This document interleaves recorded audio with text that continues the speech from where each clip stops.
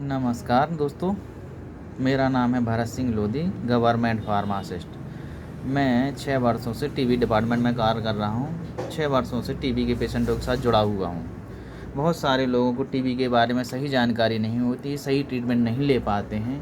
TB disease क्या है यही नहीं जानते हैं। कुछ लोग आते हैं, महीने भर दवाई लेते हैं, उसके बाद थोड़ा सा आराम होता है, बंद कर देते हैं। आज हम टीबी की संपूर्ण जानकारी आपको प्रदान करेंगे। टीबी का हिंदी नाम है क्षय रोग। क्षय रोग क्या है? क्षय रोग माइक्रोबैक्टीरियम ट्यूबरकुलोसिस जीवाणु के कारण होने वाला एक अत्यंत अधिक संक्रामक रोग है। क्षय रोग शरीर के किसी भी हिस्से में हो सकता है। जब यह फेफड़ों में होता है, फेफड़ों को प्रभावित करता है, तो इसे पल्मोनरी टीबी कहते हैं। और फेफड़ों के अलावा अन्य किसी अंग को प्रभावित करे, जैसे रीढ़ की हड्डी है, इंटेस्टाइन है, बच्चादानी है, यदि इसको प्रभावित करता है तो इसको एक्स्ट्रा पल्मोनरी टीबी कहते हैं। क्षय रोग फैलता कैसे है? क्वेश्चन दूसरा आता है कि क्षय रोग फैलता कैसा है। टीबी के ये जीवाणु आमतौर पर हवा में फैलते हैं। जब कोई पल्मोनरी टीबी पेशेंट खांसता है या छींकता है तो टीबी जीवाणु हवा में बूंद के रूप में फैल जाते हैं। जब यह बूंद स्वस्थ व्यक्ति द्वारा सांस लेने पर ग्रहण की जाती है तब वह व्यक्ति टीबी रोग से संक्रमित हो जाता है। क्षय रोग केंद्र सरकार ने क्षय रोग नियंत्रण के लिए कुछ राष्ट्रीय कार्यक्रम आयोजित किए थे, जिनको हम आपको बताना चाहते हैं। केंद्र सरकार ने सबसे पहले एक कार्यक्रम शुरू किया था जिसका नाम था एनटीपी, राष्ट्रीय क्षय रोग कार्यक्रम, जो कि 1962 में चलाया गया था।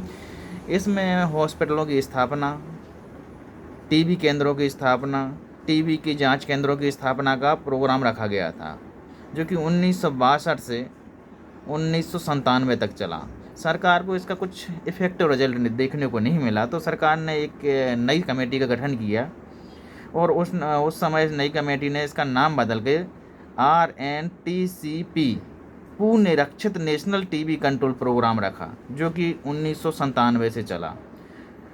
ये 1997 से सन 2020 तक रेगुलर चला। 2020 में इसका नाम बदल कर दिया गया NTEP, राष्ट्रीय क्षय उन्मूलन कार्यक्रम कर दिया गया, जो आज तक चल रहा है।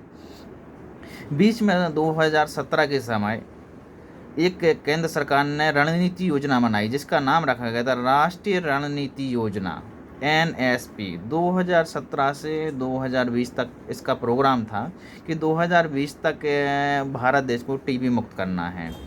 क्षय रोग के लक्षण: क्षय रोगियों को लगातार 2 हफ्ते तक या इससे अधिक समय तक खांसी आती है। क्षय रोगियों को रेगुलर बुखार रहता है। रात के समय फीवर के साथ साथ पसीना, हल्का हल्का पसीना आता है। क्षय रोगियों को भूख लगना कम हो जाती है। क्षय रोगियों का लगातार वजन कम होने लगता है। क्षय रोगियों को बेचैनी की समस्या बढ़ जाती है। वो दूसरों से घुलना मिलना बंद कर देते हैं। एकांत में रहना पसंद करने लगते हैं क्योंकि रेगुलर बुखार रहता है। ये टीबी रोगियों के लक्षण रहते हैं। टीबी 2 प्रकार की होती है, जैसे कि पहले बताया गया है। एक पल्मोनरी टीबी, दूसरी होती है extra pulmonary TB. Pulmonary TB में क्या करते हैं? पल्मोनरी टीबी की जांच कैसे करते हैं? पहली बात तो ये है, पल्मोनरी टीबी वाले पेशेंट को खकार की जांच कराते हैं। पल्मोनरी टीबी पेशेंट को बोलते हैं कि आप एक डब्बी ले जाइए और सुबह इसमें अपना खकार लेके आइए, बासी मुँह वाला। उसकी जांच कराते हैं तो उसकी सबसे पहले माइक्रोस्कोपी कराई जाती है। माइक्रोस्कोपी के बाद ज़रूरत पड़ने पर CV नॉट करते हैं या ट्रू नॉट करते हैं, ठीक है। और दूसरी जांच इनका एक्सरे करते हैं, जो विजुअली देख के अपन पता करते हैं कि पेशेंट को टीबी है कि नहीं है। एक्स्ट्रा पल्मोनरी टीबी वाले जो पेशेंट आते हैं उनको अपन बोलते हैं कि भाई आपको लक्षण टीबी के सारे समझ में आ रहे हैं, लेकिन कन्फर्मेशन करने के लिए आप CT स्कैन जाँच करा लीजिए या MRI जाँच करा लीजिए। इन दोनों जाँचों में यदि किसी में टीबी आती है तो इनको टीबी का ट्रीटमेंट शुरू कर दिया जाता है। क्षय रोगियों की अब उपचार की बात आती है। क्षय रोगों का उपचार कैसे करें? केंद्र सरकार का कहना है कि सभी टीबी मरीज, चाहे वो सरकारी अस्पताल में इलाज करा रहे हों या प्राइवेट हॉस्पिटल में इलाज करा रहे हैं, इनको एक मानक गाइडलाइन के पालन करते हुए ट्रीटमेंट देना होगा। टीबी के दवा संवेदनशील क्षय रोगियों को, जिसको बोलते हैं DSTB, के लिए रेजिम 2HRZE 56 दिन चलती है और 4HRE को 112 दिन देते हैं। वजन बैंड के अनुसार इनकी टैबलेट कम ज़्यादा होती रहती हैं। जैसे कि पेशेंट का वज़न 25 से 34 किलो के बीच है, तो शुरुआत में जो HRZE रहती है वो 2 टैबलेट दे देते हैं। और यदि इसका वज़न 25 से 34 केजी के बीच में रहता ही है, बाद में भी 56 दिन के बाद भी रहता है, तो जो इनका नया रेजिम शुरू होता है HRE 112 दिन, इसमें भी इनको 2 टैबलेट दी जाती हैं। और यदि वज़न बैंड 35 से 49 केजी के बीच में है, तो इनको शुरुआत की HRZE 3 टैबलेट देते हैं और बाद की HRE भी 3 टैबलेट देते हैं। यदि पेशेंट का वज़न 50 केजी से 64 केजी के बीच है, तो इसको शुरुआत में 4 टैबलेट HRZE की और 56 दिन बाद 4 टैबलेट HRE की देते हैं।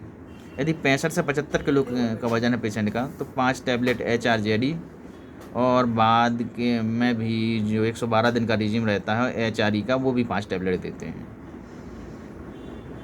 बाकी का वीडियो लंबा ना हो, तो बाकी का जो ट्रीटमेंट है और जो रेजिम है वो हम नेक्स्ट वीडियो में बताएंगे। टीबी पेशेंट को क्या खाना चाहिए, क्या नहीं खाना चाहिए, वो भी नेक्स्ट वीडियो में रहेगा। परहेज़ क्या करना चाहिए और परिवार से मिल के रहना चाहिए कि परिवार से अलग रहना चाहिए, वो सब आपको नेक्स्ट वीडियो में बताते हैं। धन्यवाद।